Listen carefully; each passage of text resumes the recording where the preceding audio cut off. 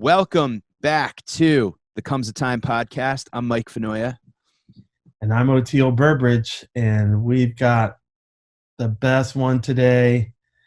I know you thought, who are they going to do after Bob Weir?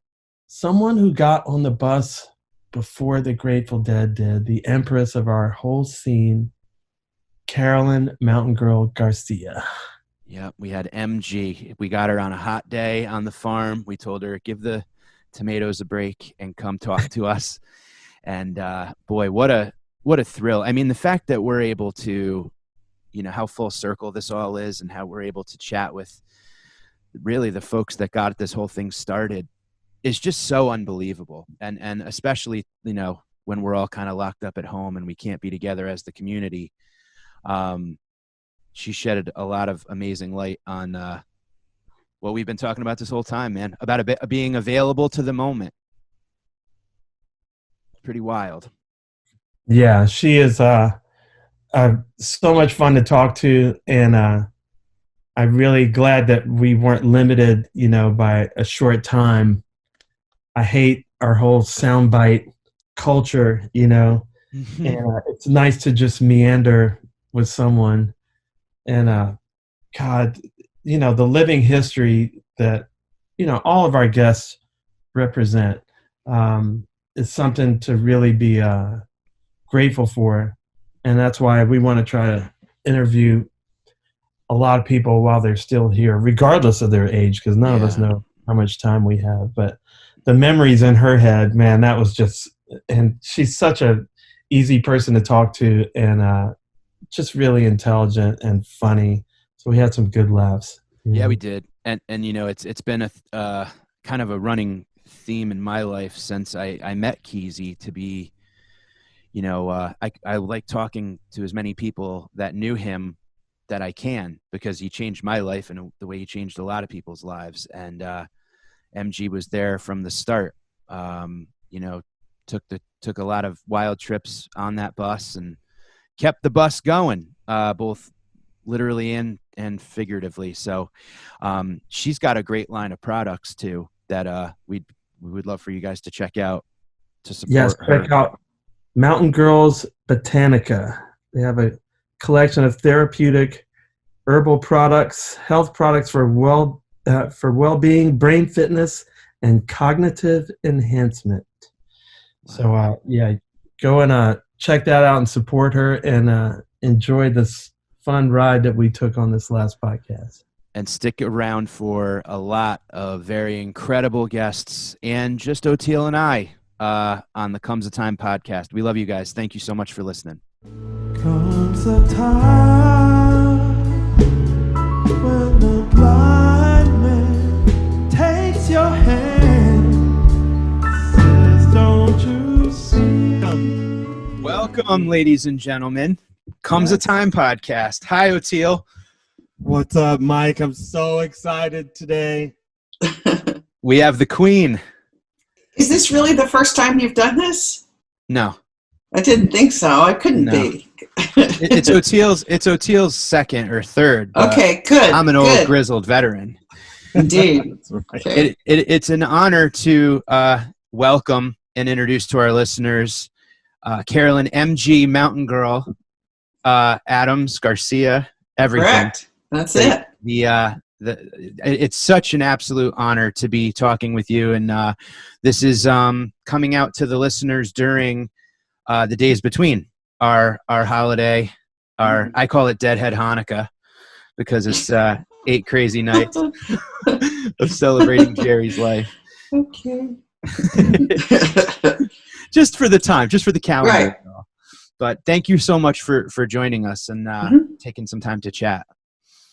Yeah, we're super happy to have you. Well, it's 90 degrees outside here, so I'm really happy to be inside and sitting in a cool house. So, yeah, how is out on the farm, right?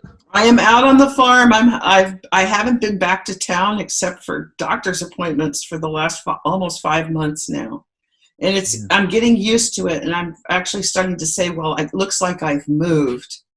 And so I'm out here with my cat. And it's a little lonesome. So I'm really glad you guys called. Yeah. Thank you. You're welcome anytime. Is it just you and the cat? Yeah, me and the cat. Have you started to talk a lot, free long verse to the cat like I do with my dog?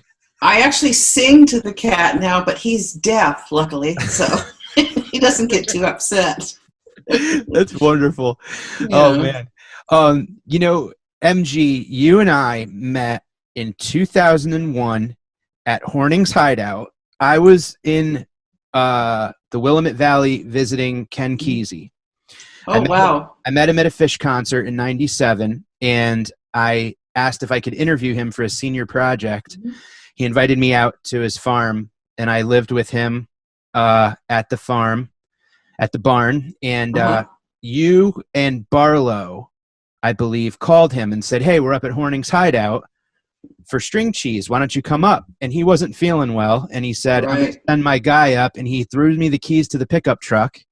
And I met up with Zane and Jeb.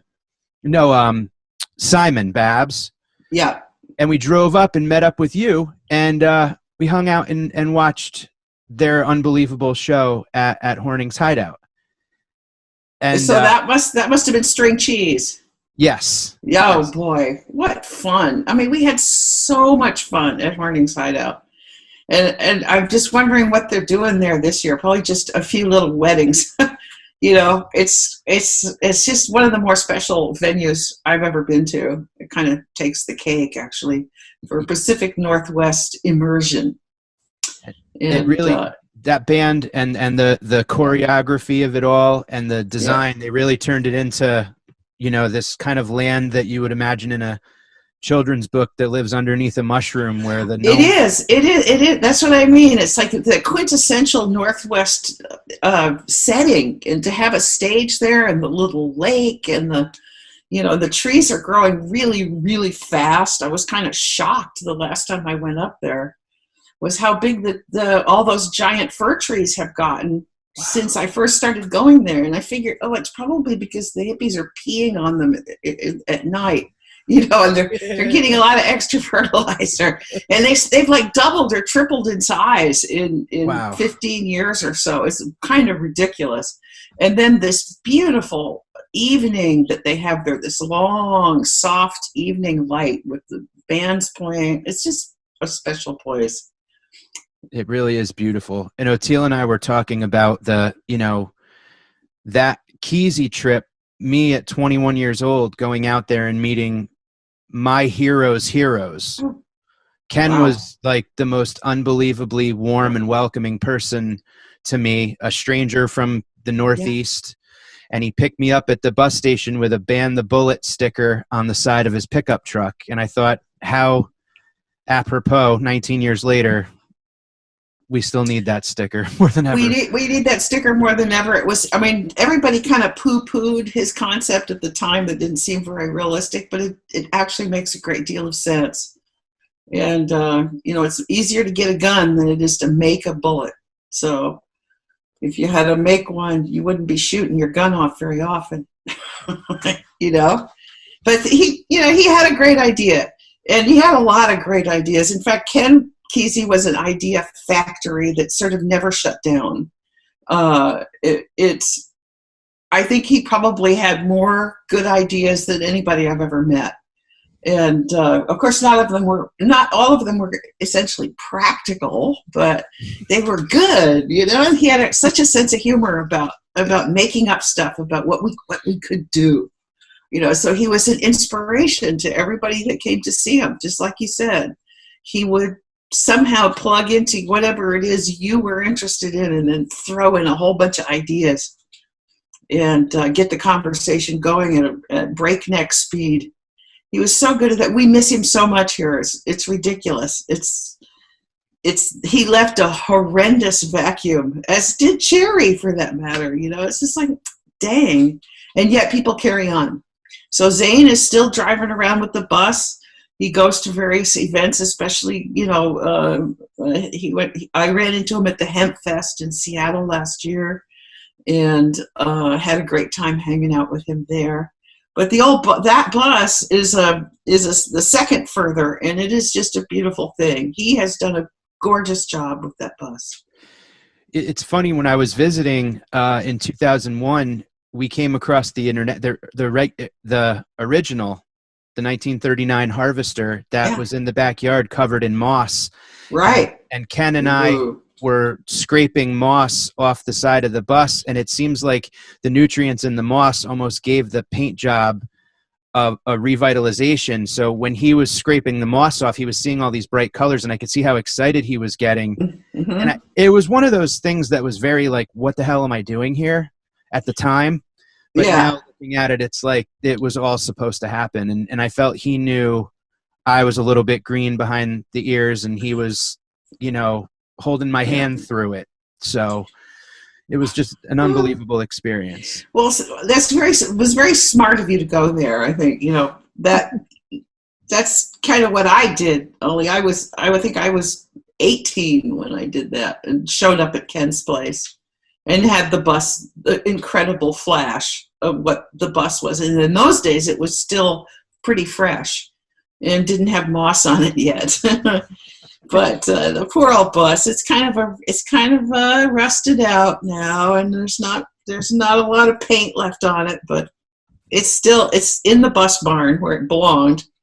They pulled it up out of the swamp a few years ago and put it in the bus barn. So, but it's looking kind of fragile actually right now. So jeez. I'm afraid it's rusted out. It's from the 40s, isn't it? That bus? 1939, I think it was. Yeah, 1939, and it had a big early adolescence as a school bus.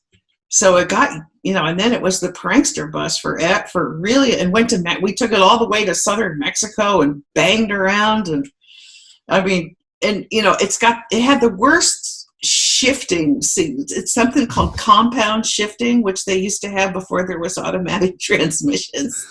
And it's like this super complex little dance you have to do with the big shift lever on the floor, which had a sort of like a little pull-up thing and this, and it had to go like this and this and this.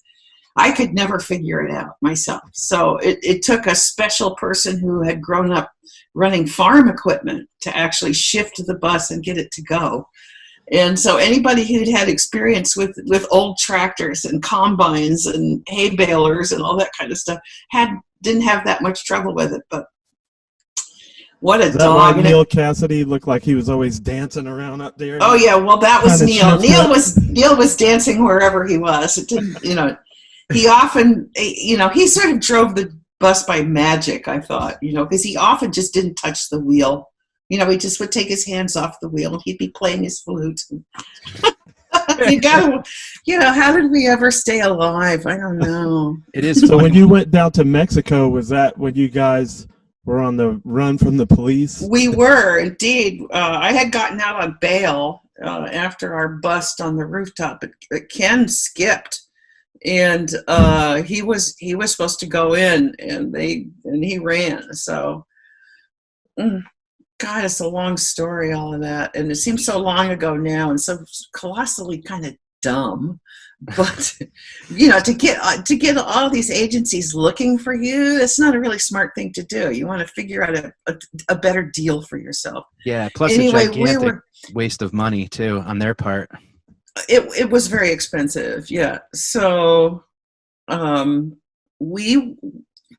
was this? So this was right after the Trips Festival in San Francisco, and the Trips Festival was really pretty much the first event of its kind that was 100% electric, to say the least, and it was just wild, and it was a collaboration of a number of different little weirdo groups who had instruments or had interesting sound generating equipment or light shows and all this stuff. So we didn't even know most of the folks that were performing there. But as a prankster, I spent my entire time gathering up the film that wasn't spooling properly on our projector. So every time I turned around, there'd be more film all over the floor, and I'd have to go hand wind it up. So I missed a lot of the show because we were doing the projections, and got to lean over the railing and see what was going on. Wow. And definitely a tremendous amount of action down there on the floor. But that was the end of our stint in San Francisco. We left very shortly thereafter for points south and kept going. That's when you did your cross-country trip. I missed the cross-country trip. I came onto the prankster crew I met them the day after they got back from that trip. Ah, I got you. And Neil Cassidy had been out and about in Palo Alto, scoring some weed and, running into his old friends. And he picked me up at the coffee shop because I was sitting there all grumpy, and he came over and chatted me up. And I thought, oh, this is more fun than me sitting here all grumpy. And so they said, yeah, come on, we'll take you. We'll go for a ride. We got to go up to so-and-so's house to score something, And I got in the car with these guys, and the car was like this nice white Ford station wagon, and it had this weird insignia on the door. And I'm looking at Neil, who was like such a character, and I'm thinking, what am I doing? And I'm looking at the insignia on the door of the car, and I'm going, well, what does that mean? It is ITIS. And he says, oh, that's a church group. and it wasn't. It was the prankster insignia for Intrepid Travelers Information Service or something like that. So I thought, oh, that'll be safe. It's a church group, I wonder how many people he used that line on. It's a church group. It Get worked. in. It worked. I got in, and by 4 o'clock in the morning, we were pulling into Kesey's yard, and there was the bus, and I swooned. I was so taken with the bus. I just felt it all over, and it was so incredibly encrusted with paint and stuff, and it was just wonderful. Just wonderful. As a kid growing up with my dad's and my uncle's records and staring at every single album cover and trying to, dive into the world that, it had in it. The Grateful Dead was the first band that really kind of spoke to me on a level that was beyond anything else. And I, at 9, 10 years old, had pictures of, Jerry and everybody up on my wall and a picture of the bus. And then I went to a Fish concert in 1997, and there comes the bus. And Kesey and the guys hopped out, and that's when I first met him. And I was 17, and I went running over to the bus, and it just like you said, yeah. When you first see it, when you physically first see that thing, you're like, it's a shock. It really, yeah. It's so wonderful and yet so completely unsafe looking. It's like, a school bus is a representation of safety, right? And then you see it like that, and it's like, oh my goodness. Cosmic safety. Yes. For sure. Yeah, it's like the Starship Enterprise, but it's not nearly as safe. If it was hand painted, yeah, like that.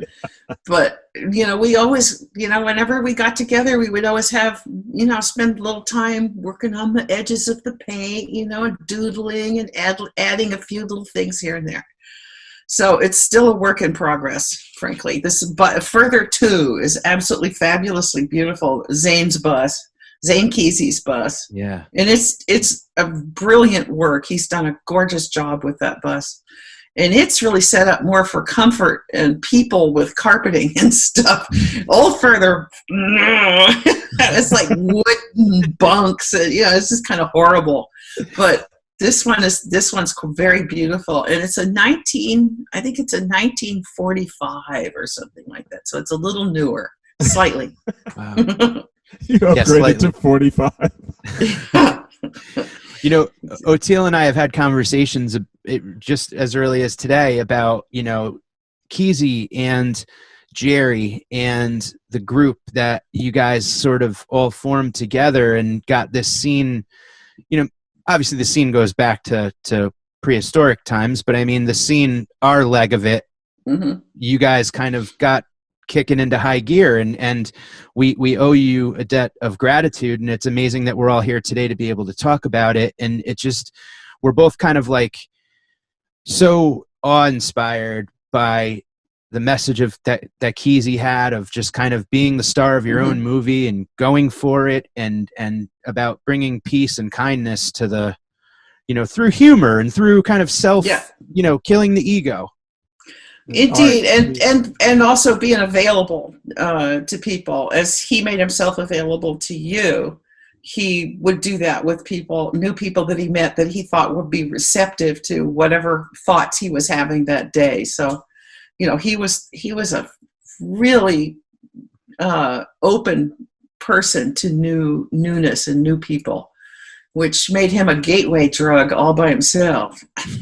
I love that about it, because I watched him talking about that. Like he said, my books are not my greatest accomplishment. Like the bus and making now, like being involved in now, this perpetuating thing is the greatest accomplishment, and that everybody can join in that, and it's amazing to me that it was seen as so subversive and extremist.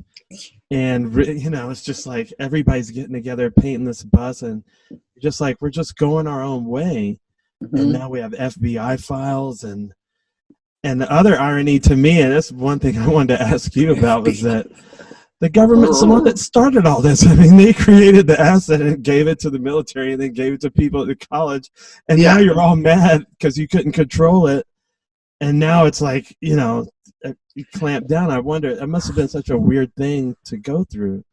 Well, basically I personally didn't know the story till much later, but how LSD came to be part of the government's secret program and all that. So a lot of that information was just buried. Ken found out about it fairly early, but not the way you think. I mean, he was working at the asylum as a night watch guy, looking after the people who were locked up there, the real nuts. And he happened onto a part of that building which had been locked up for years, where the MK Ultra stuff had been going on. And then we met a couple of people who knew about that. And the story started to gel.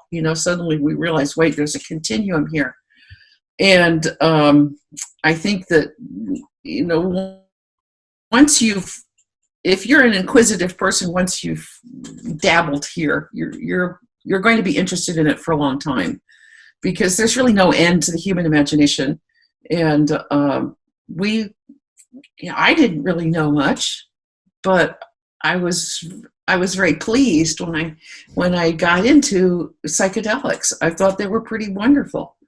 I think they're like for people that have not had mystical experiences or religious experiences, quote unquote, which I have had since I was very young. And even with having mystical experiences and quote unquote religious experiences, psychedelics was definitely like a tangible extreme benefit. If you don't go too far, like the way we did it, we were always doing like half a hit, and we just talk. Yes, that's what I think. That's exactly right. I think don't go too far. Just start small. Definitely, because too much is easily attained, and too much can drag you down in the long run.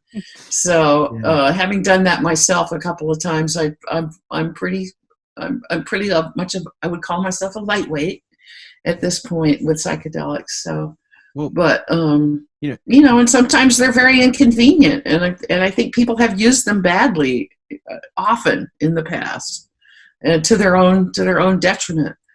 But carefully, and that's just where it's got to be.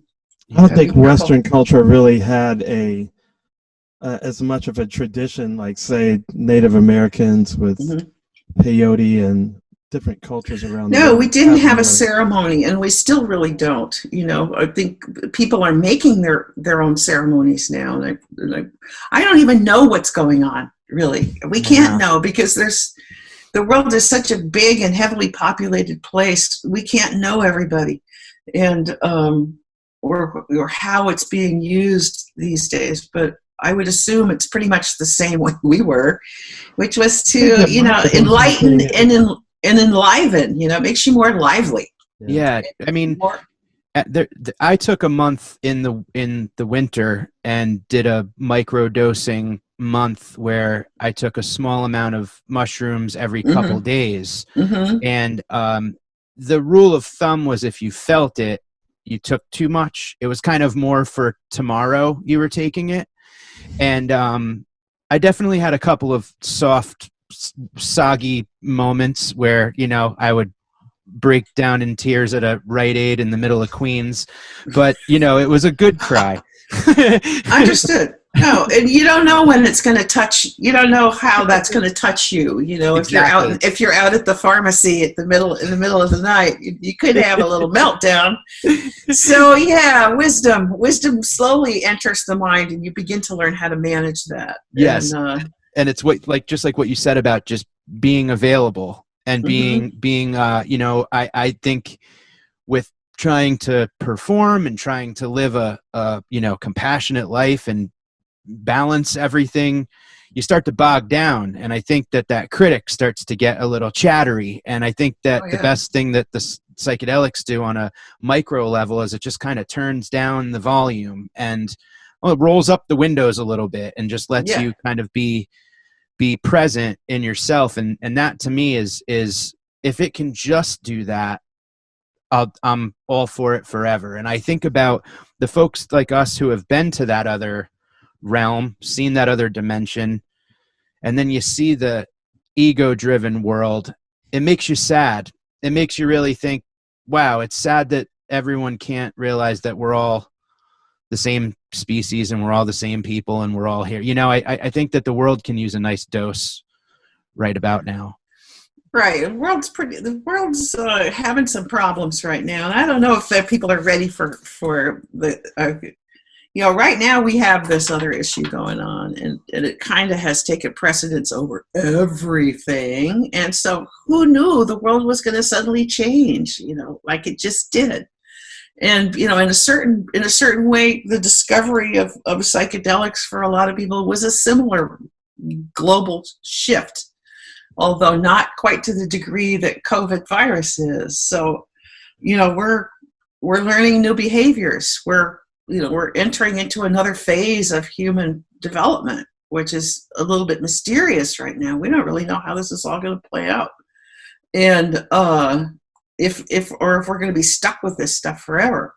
So, I'm on the side of the pharmacologists who are working their asses off to get a vaccine for this thing. And I'm just praying for that vaccine. Please. I don't want to get this virus. I don't want anybody else to get it. But here we are in a crisis situation. And frankly, I haven't really gone to psychedelics for any answers about this. I think somehow I'm on the right route, kind of going back to nature, because I think that's the original psychedelic experience, the original religious experience.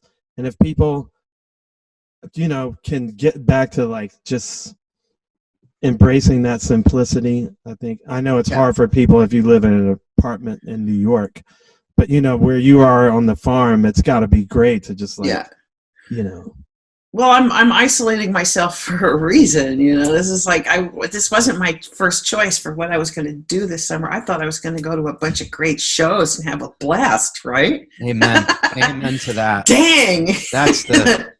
It's painful. I'm still mad about it. It's like, oh, rats, we could be having some, and I look at the list of stuff we aren't going to, that aren't happening. It's like, I had to erase my calendar because every day they're showing me what we're gonna have a day off here, we're gonna be playing here tomorrow, and I was just like, okay. Getting emails that concerts are canceled and festivals are canceled. Yeah. You think about the collapsing of our whole economic pyramid, you know, for the promoters and all of the people that work for them and the venues and everything. It's colossal. And, you know, I'm not sure how we're going to, let's just hope for the best. Well, and MG, to stick with that, you know, Oteil and I kind of have talked a bunch about how he's turned to comedy many times for balance as a musician. I turned to music as a comedian for balance. The one time I can just turn off is at concerts. And I think about, and I go back and watch, you know, the show from the Creamery in 72. Oh, yeah. And I look at some of the, when you think about those moments and you go back to those places, you know, just what was the feeling like when it was all happening? Like I try to send my.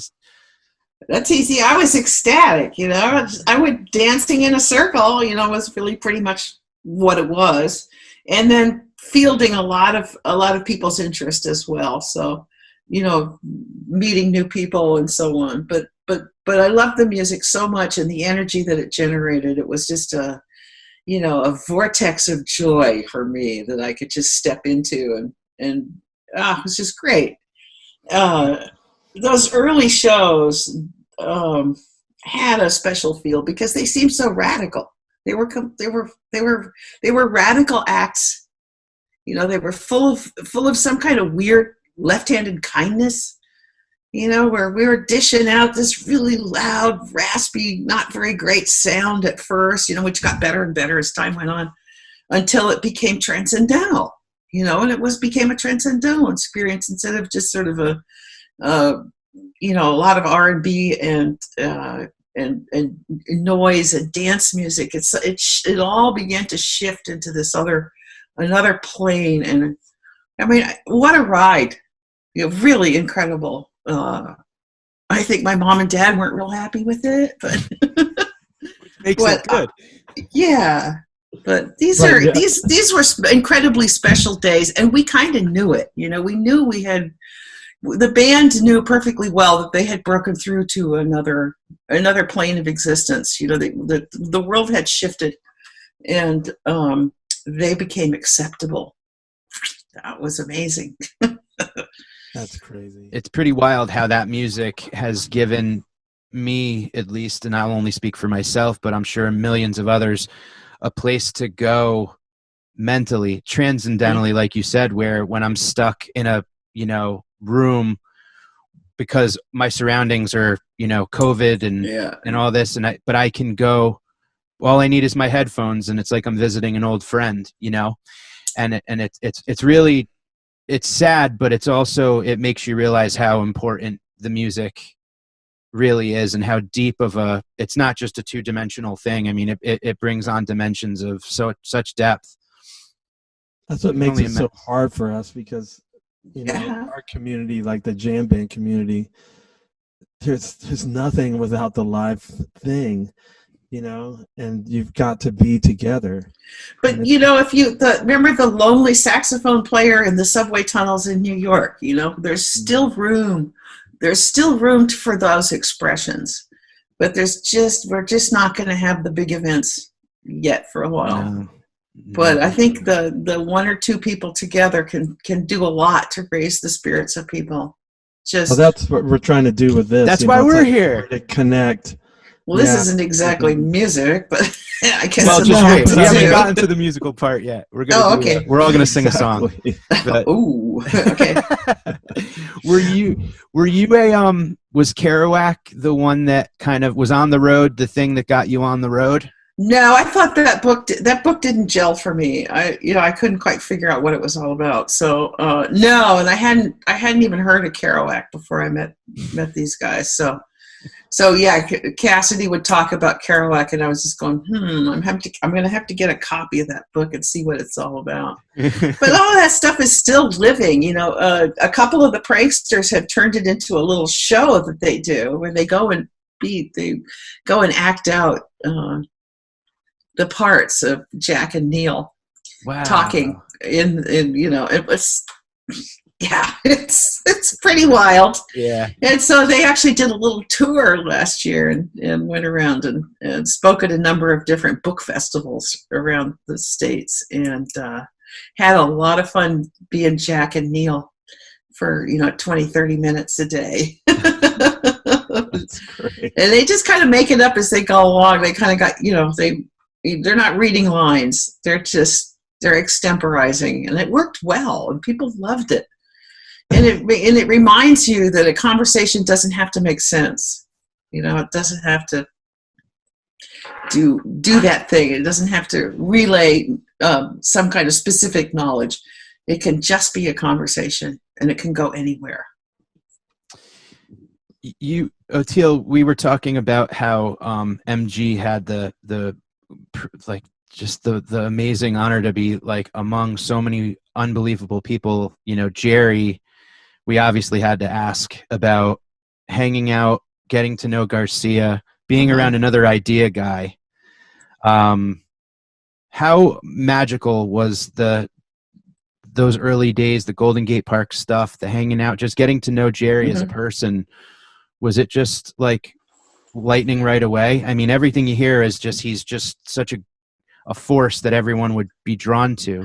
I actually didn't notice Jerry for quite a while because they were so deeply engaged with each other, trying to make their music fit together, because none of them were like really qualified professional musicians when we first met them. They were a bunch of teenagers and hangout dudes with guitars. And I think Kreitzman was probably and Phil were the only two seriously studious musicians at that time. Jerry played banjo. He hadn't really played much guitar. And they were just the band there for the first few months. And it took a while because they would come in, set up, play their set, and go home. They didn't really hang out and be part of the prankster weirdness that I was part of.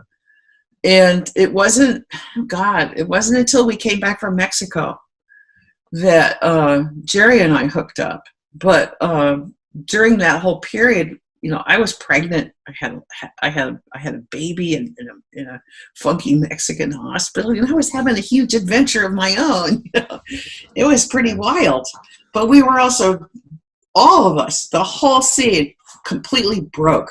We had no money. I mean, it was trying to get gas money was, pulling pennies out of your pockets. So, yeah, I remember seeing the pre-band gig not at Kepler's bookstore, at the top of the Tangent in Palo Alto. I was working in Palo Alto at that time, and I was riding my bicycle down the street, and I heard this wonderful music, and the place was just going whoa like that. And this was pre-pranksters, before I'd met anybody in Palo Alto. Wow. And there was the whole gang, everybody that worked in the Grateful Dead office later, plus Jerry and Pigpen and Weir, who was, I think, Weir's playing the the washtub bass at the time. And wow. I think, it was, so it was the people who became the crew, and it was so much fun. And that's a recording that you can get. They did a... Oh, was that Mother McCree's jug band? Mother McCree's. Yes, Mother McCree's. Okay. And it was one of their early gigs, and it was hilarious beyond belief. And, I go, wow, these guys are really, really amazing. But they're all very clean cut at the time. Everybody had straight jobs, and I think Jerry had just dropped out of the Army. I have no idea. I never met any of them at that time. It took a long time to find a way to meet them. So I really do wish there was more out there about Pig. I wish there was. I mean, he seemed like such a deep, sweet person, and so like an old soul kind of. And when the Dead trailed more towards those longer jams, and maybe Tom Constantine would sit in, and other things like then where Pig would sort of not be in the front all the time, it seemed sad a little bit. Well, he was the front man, for a number of years, and he would come out and do those long, fabulous blues tunes, and add a lot of repartee to it, and he was very creative. But his history, his personal life history, his dad was a DJ, a blues DJ over in the East Bay, and so he grew up hearing all this stuff, Lightning Hopkins and B.B. King, and he knew the material intimately. And so he could step in and carry a show when everybody else was taking a little break, or couldn't think of what to play next or whatever. He always had something ready to go. And as the front man, which means the guy that gets out in front and actually does a lot of the heavy singing, he performed beautifully, but his health wasn't good, and he suffered from bad health from the day, I think, as soon as we knew him. But it was such a unique character. Oh my God, he was like nobody you'd ever meet before. He was completely himself. He was not concerned about what other people thought about him. And it was almost an impenetrable exterior. You couldn't quite figure out who he was behind the long curly hair and the weird bearskin jacket and this. He just was.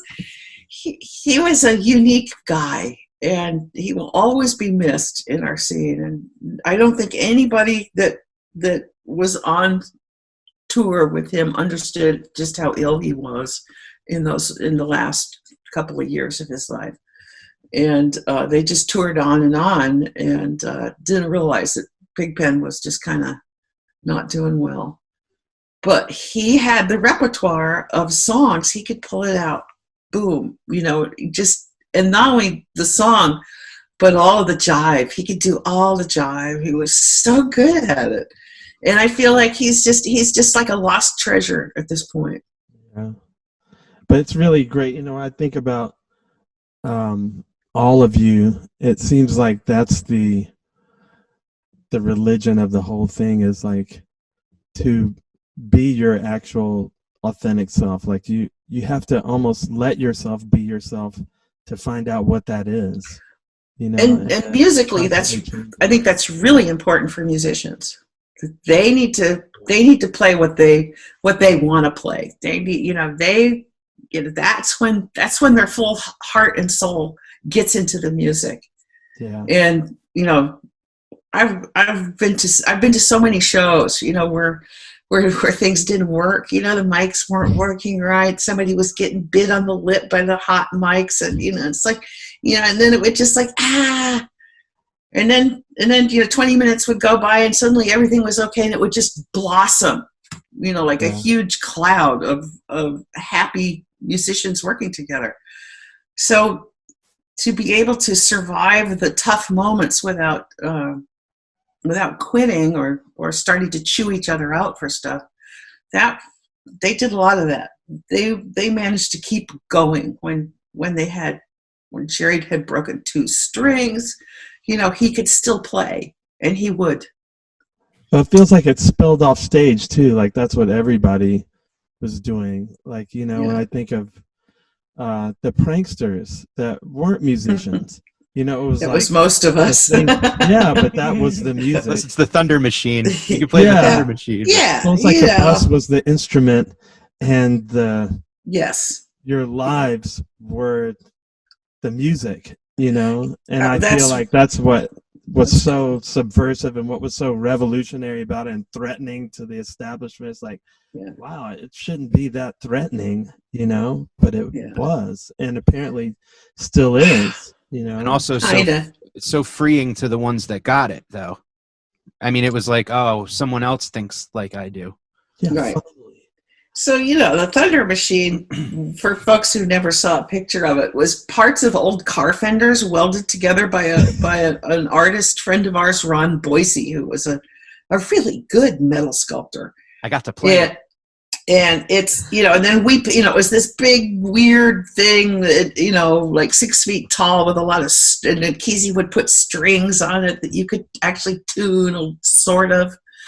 And it was meant that basically meant to be hammered on by a lot of kindergarten kids, and so adults really liked it too. But and then painting it was really fun too, because it was these weird shapes. It didn't amount to anything. Somebody finally put wheels on it toward the end, and that helped a lot because it was a heavy sucker.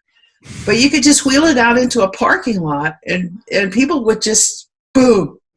What is that? What are you doing? It had these big, thick, heavy bass strings on it, so it would kaboom, when you pull a string. And so people were completely charmed, not just by the machine itself, but by the thought, that you could just make some dumb, crazy looking thing like that. And it was fun, because it was so much about fun. The pranksters had a lock on the fun things. They really pursued the fun trip. Listening to the Grateful Dead is like listening to 5 different bands, because you've got all those eras and you've got all those different time periods and members, but also it's also a lesson in life. And like you were saying, Oteil, like it spills off into the crowd. If you study and really get into the mindset, they weren't thinking about success. They weren't thinking about fame. They were thinking about fun. And they were thinking about, the music was serious, but they were thinking about just how do we keep satisfying our own, goals, which that seems to me to be something that is freeing. From a comic standpoint, I'm just like, yeah, I just want to speak from as purely as possible and just be happy with what I have to say, and hopefully other people dig it. And it's fun to live like that, because the Dead kind of created the foundation and the pranksters. And that's what I love so much about Kesey. He put me at ease. I was 21 years old. I had never left my home. Understood. Yeah. And he right away, he picked me up and he goes, "You're one of those cigarette smoking, beer drinking New Englanders, huh?" And I was like, "Yeah." And he's like, "I like that." And right away I was like, "Oh, cool. He likes me." And when we watched Jaws and we cooked and we had such a good time. I helped him tie-dye dip the Search of a Cool Place videos that he was selling. And right. I worked with him and Babs and it was right away I was a part of the family. And like you had said earlier, I feel like they knew the people that they knew were going to got it, and that's important. Misfits find each other. Yes. Thankfully. Yes, and Kesey was very exceptional. He had a lot of room in that brain of his for new faces, and he knew how to incorporate your energy into what he was doing, and do that quite easily and quickly. He was able to just reach over there and get your attention and get you to do the stuff he was doing, working on those tapes and dip painting and doing all this little stuff. And it made him a lot more fun for him. He had somebody to bounce off of. So somebody new that hadn't heard all this stuff before, and so I think you were game. And that was, being game is a big part of this. If you're not ready, or if you're feeling the big backup coming, "Oh, I got to get out of here because this is just too weird," you go away. If you encounter these kinds of people. But if you're ready, this is enlightening stuff. So you did the right thing. Sure was. Yeah. This was like pre 9/11, so I was able to. I think statute of limitations is some marijuana may or may not have made it on me to the plane, and as a gift to him. Ooh. And we tried some, and he was like, "This is nice, but I'm not really. Do you mind if we try some of mine?" And I was, already there. And he opened up a drawer, and some Green Angels were like you'd hear like harps and. Oh yeah. And we smoked, and I was outside laying in his yard playing with the peacocks. He had about 1 million peacock in his yard. Yes. I was he started talking to me about all these when he first met Bob Dylan, and Dylan had his head wrapped up and he was nervous to meet Kesey, and Kesey he was excited to meet him, and all these stories. And then Ken stops and goes, "Do you have your tape recorder going?" And I'm like, "No." And he goes, "This is some pretty good shit. You might want to get your tape recorder." So I run, and I'm all high, and I'm trying to find. Oh God! And it was just. Man, it was hilarious. You're making a very good point. That running all that gear when you're high suddenly seems like the hardest thing you've ever done in your life. It's like, oh my terrifying. God! First your vision's a little off, and and you can't really remember where you put anything. And so it's a huge challenge. Sounds like you successfully navigated that particular waterfall. I was like, am I holding this too close to his face? Am I holding it too far? Am I rude? Yeah, but he couldn't have been kinder. All of them. Do you still have those tapes? As a matter of fact, I do. And I released so the interview that I did was in his white pickup truck, and we were driving around Willamette Valley. I hope I'm saying that right. Willamette Valley. And he had jazz on, and he had the window down, and he was eating peanuts while talking. So I'm sitting. That makes it hard. I'm sitting in the passenger side. I'm almost kind of sitting in the middle. It was like one of those bench seat, in the truck. Yeah. And I have the tape recorder kind of under his mouth, and he's talking, but he's spitting peanut shells out the window, and they're bouncing off the back window and flying at me. So I'm kind of dodging peanut shells, and so the tape was a little bit iffy. I got back to school, and he died in November, and I sat in the basement at the library of my college, and I transcribed all of it by hand, and then typed it up and put it in Relics magazine where it was published. And then the tape sat for a while, and then finally when you can digitize them and put them on an actual MP3, a computer file, get them out there. I did that, and I scrubbed them, and they sound much cleaner. We sound like we're sitting in a dryer, like in a clothes dryer, but it still is very audible.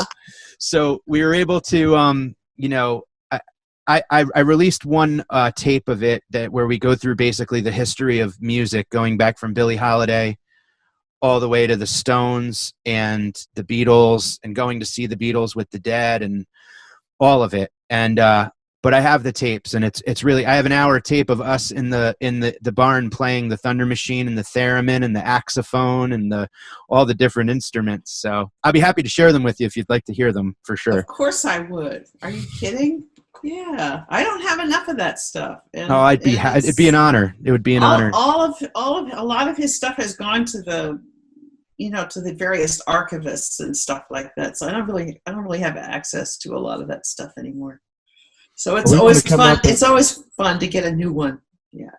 We want to make a pilgrimage up to see you too. Yes. In Oregon. Oh yeah. And Mike. Wear your white robes, just walk all the way for sure. Make a pilgrimage. No, whenever that is, whenever we can travel again, we're hoping that's soon. Yeah. Real soon. Yeah. One thing that we were chatting about that we wanted to ask you was, you're someone who, I'm a road warrior comic that performs when I could. Oteil touring like crazy. Mm-hmm. I thank my wife as often as I possibly can for putting up with the lifestyle that my proposal should have been, now's your chance to leave. But, you're someone who had always, you're very industrious. You've got your own projects. You're not a tag along by any stretch of the imagination.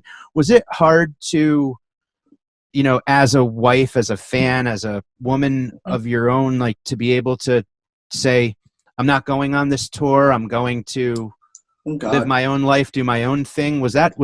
Well, you gotta remember we had 3 kids, so it was like,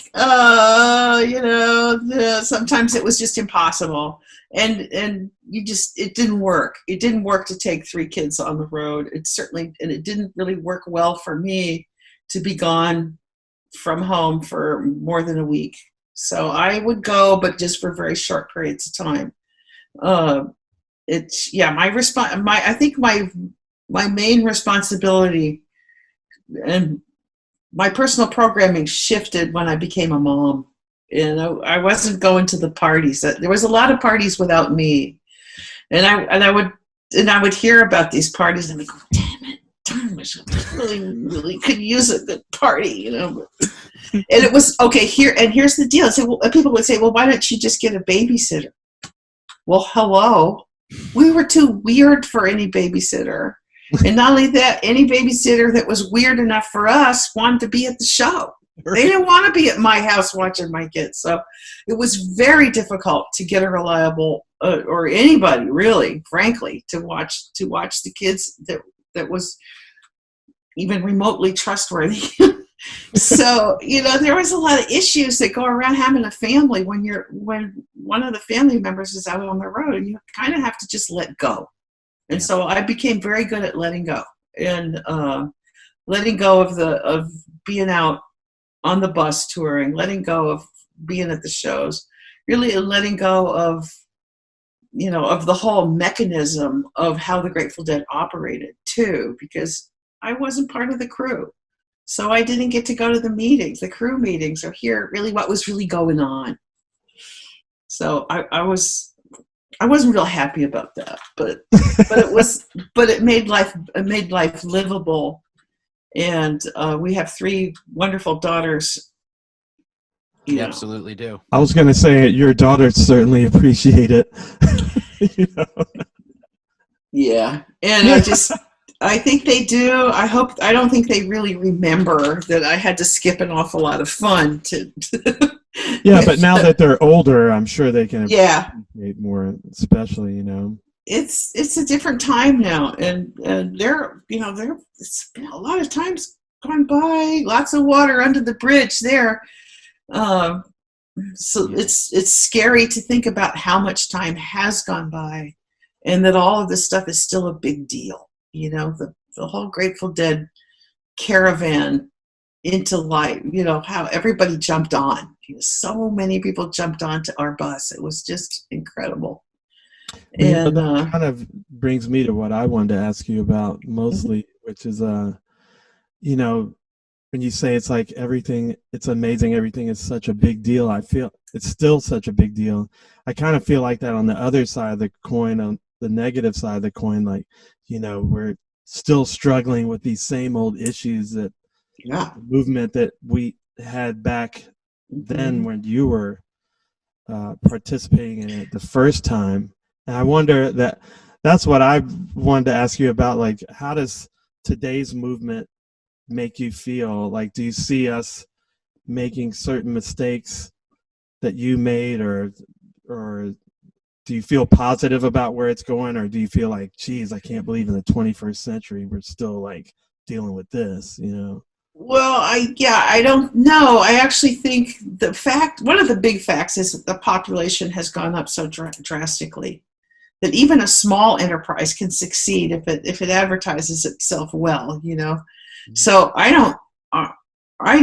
honor all the success that the whole Grateful Dead scene has had. I mean, it's astounding, really, considering the kooky guys that I used to know. It's like, but I don't know how to answer your question, Otil, because it's all been sort of magical. The quickness of connections that people suddenly make to you and to your life, and you, Otil, you've now experienced what it's like to come into the Grateful Dead world and become somebody that people recognize. While you're ordering an English muffin, 5 people are lining up behind you wanting to get your autograph and take your fucking picture. Pardon my French, but it's like it's hard to have. So the public, private, on stage things. It's like 3 different worlds.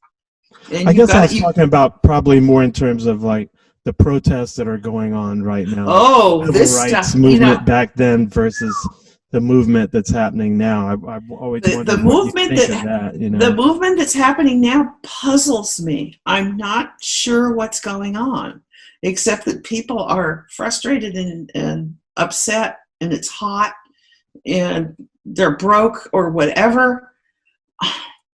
I don't get it. Quarantined. Because it's not, so far, it hasn't been particularly productive.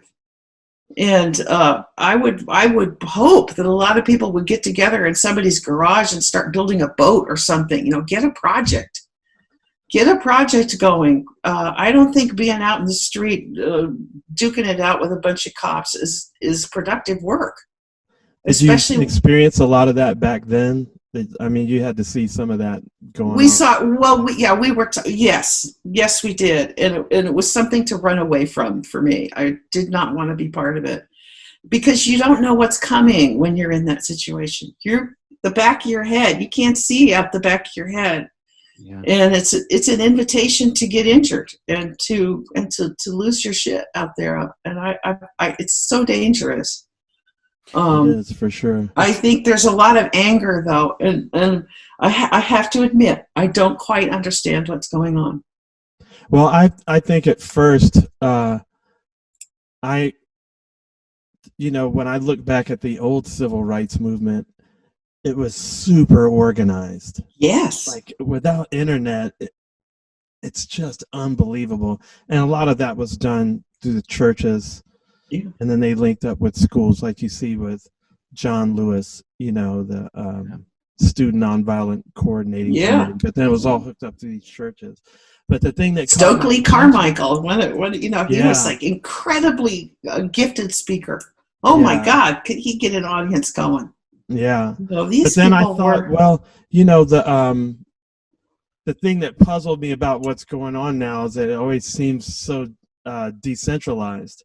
Yes. Which I thought is probably, I guess I was looking at that as kind of a detrimental thing at first, but kind of withholding judgment, like, let's see what happens, because it's all kind of anarchy in a way, But now I kind of changed my mind, because I'm like, well, somehow, even though it's decentralized and there doesn't seem to be the organization that we had before, it somehow grew into the biggest civil rights movement in history. And then we did get all these things changed, like, no knock warrants are gone in Kentucky, and there's police departments being busted down to the studs and rebuilt, and different things that are happening that I feel like are definitely happening because of the protests. But here's the deal, Otil. We're not getting those stories here.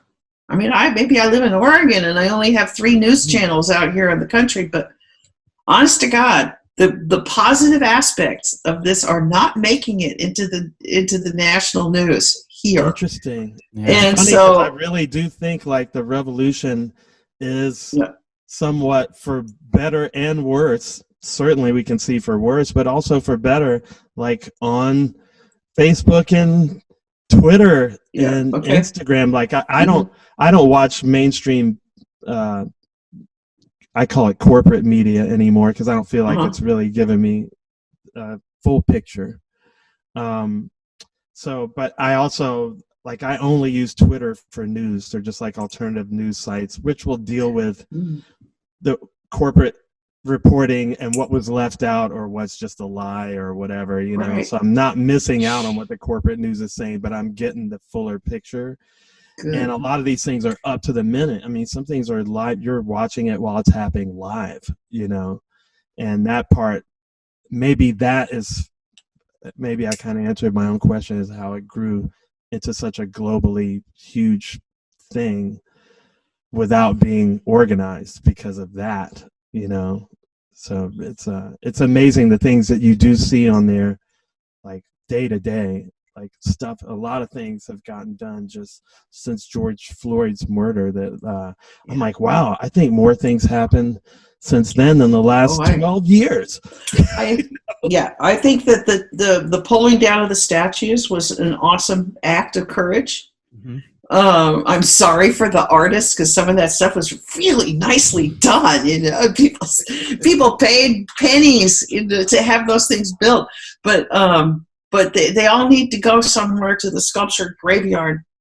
But or to a museum. I think the part that disturbs me the most is the active anger part, and it happens in the confrontations, and it's very difficult to keep that up. It's not good for you, and everybody needs to reach out and try to find some positive aspects of this. Yeah, it's important to find the positive. That's why it's sad we can't have the music, because that could be quarantine. That's what I was gonna say. Yeah, it's right now we're at a time when and folks like us who come from this world and this scene, that when we're together and you look across the aisle and you see someone that you've never met sweating and dancing and smiling and tears pouring, you feel that like we're connected. You're another, and that is something that I swear to God, I think I texted you, Oteil, when I was watching the Fare Thee Well repeat. the minute I go to my first concert, my head's going to explode. Like, I'm really so in I know. just see, the shakedown, going through the parking lot, seeing people being resourceful and friendly and feeding each other and hugging each other. And like, that's the thing that has fed, and that's where from our scene, you hope that some of that might be able to trickle into. I have to agree with you totally about that, because that whole coming into a show that hasn't started yet, and the joy that you and I would immediately start to feel, it start bubbling up and you're getting all excited. I'm getting goosebumps now. People that haven't had that experience don't have it when they follow you through the crowd. They're more nervous, like, where's my seat? I can't find my girlfriend. Blah, blah, blah. I'm going to get my pocket's going to get picked, whatever. There's so many different levels of experience and expertise of navigating an event. I've almost lost my mind sometimes trying to get into events when, oh no, it's at gate A. No, you have to walk around to gate E. Oh no, gate E's closed. Sorry, you got to go back to gate G, whatever it is. And all you want to do is get in. The supreme frustration of being shuttled around at shows when you're not part of the audience and you have a special pass. What pass is that? I have never seen a pass like that before. I've had to have that happen so many times to the point where I'm in tears. What? You're all the way into the middle of the first set before you even can set foot inside the stadium because security is so heavy. Yeah. And so we've all gotten so used to managing security that there didn't used to be any security. I just want to point that out. We didn't have to have it. We didn't want it. And everything was pretty good. It wasn't that bad without security. So I'm frankly against the national security movement. I really don't want it. I'm a responsible person. I'm not going to do anything weird. I just want to find my seat and sit down. So people used to if we can make shows, make that barrier less aggressive, the barrier between the control freaks and the audience, less of a hurdle, I think everybody would be so much happier. Absolutely. So and what's going on in the streets, I understand the anxiety and the sort of the pain that people are going through with it, and I just hope that they can find somebody to be the voice. Like, I don't know if you guys have ever listened to what Mario Savio did during the Berkeley riots. He was the voice of the Berkeley riots, and he was a guy that just somehow could bring it all together in a speech. And just people would just calm down, just zoom, and they would be listening to this. And then and he would deliver. He delivered incredible content in a very short period of time. And you can actually listen to some of his speeches at the University of California at Pomona. Has it on their archive, their library archive, and you can just go online and listen to him. How do you spell his last name? Savio. Mario Savio. Mario Savio. Yeah, because then it was very political. It was, but the riots were real, and they were big, and they were really angry, and a lot of people got hurt. And he was kind of like, he was able to help all that get sorted out. But I just don't want anybody to be out in the streets getting hurt. It bothers me as a mother and as a citizen, and I wish this stuff could be resolved with speech making and conversation. Just deep conversations and panel discussions and whatever. And the Comes a Time podcast with Mike and O'Teal. Yes, right? This podcast is part of the solution. That's what we want to get to, because what you're saying. Go ahead. Do you think this is a revolution, O'Teal? Oh, absolutely. Okay. And part of it reminds me. What's his name? George Walker said something in a panel that I was watching you on with him and Kim Babs and Zane, and he said, back then, there was a wave that rose up, and we were there when it happened. He talked about the whole, comparing it to sets of waves for surfing, and there's smaller sets, and you wait for the big set, and then there's little waves in the big set, but you're waiting for the big wave on the big set. He's like, that's where we were, and we rode it. And he said there was a catalyst that galvanized the whole thing, which was Kennedy's assassination. Oh boy. And then he said something that blew me away. He goes, I feel there's another wave coming, but I don't know what the catalyst is going to be to galvanize the next thing. And this was before the pandemic happened. Yeah. He totally called it. And that's when I realized, I was like, we're at this wave, and it's like the name of our podcast, Comes a Time. Yeah. It's here. And so it's not going to go away. That's what it taught me. Like, the wave's not going to go until the wave plays out. And this is a big one. It is a really big one. You know, the Mario Savios and, you know, like James Brown used to do this back when the riots were, like, he could calm the black community down, like where he was at in that city. Mm-hmm. He could, like, make people just, he'd be like, hey, calm down. So there's some, you know, I feel like there's always people taking advantage of a peaceful protest. So we get locked into a place where it's like, oh, so I can't peacefully protest now because violence might break out from a lowlife that just wants to use the crowd to do something, or an agent provocateur that wants to pretend to be a plant. Yes. Yeah, you know what I mean? So it's like, but what about us that are just peacefully protesting? Like, I can't stop because that's what seems to make change more than this incremental thing, which I feel like we're out of time for it. Like, the Arctic is 100 degrees and, you know, you're like talking about incremental change. I'm like, dude, we don't have time for that anymore. Like, we got to drive this into the end zone. So that's my particular thing. Like, I don't want to tell people what to do, but I also want to help them learn about what happened before. And so we know how it's different now and how we can move into the future and do it peacefully as much as we can, but get that change. Like, I don't know that pulling out of the streets is the way to do it, because all these things happen when we stay in the streets, you know. But I'm scared. I've got nephews that are out there, and they're like, I got some kind of mask, not a gas mask, but then I got this thing that will, for something they wear, so if you get hit by the rubber bullets, and I'm just like, it's horrible. It's absolutely horrible. You know, and they're in Charlotte, North Carolina, and I'm just terrified. You know, I was sitting at home watching the DC when Trump tear gassed the crowd to make that walk to the church, and I have, you know, the DC Improv is a legendary comedy club in Washington DC, and the entire staff and the managers and everyone are like family to me. And I'm at home and I'm like in tears, and I'm calling them and texting them, and I'm like, please let me know you're safe. Please let me know that you're okay.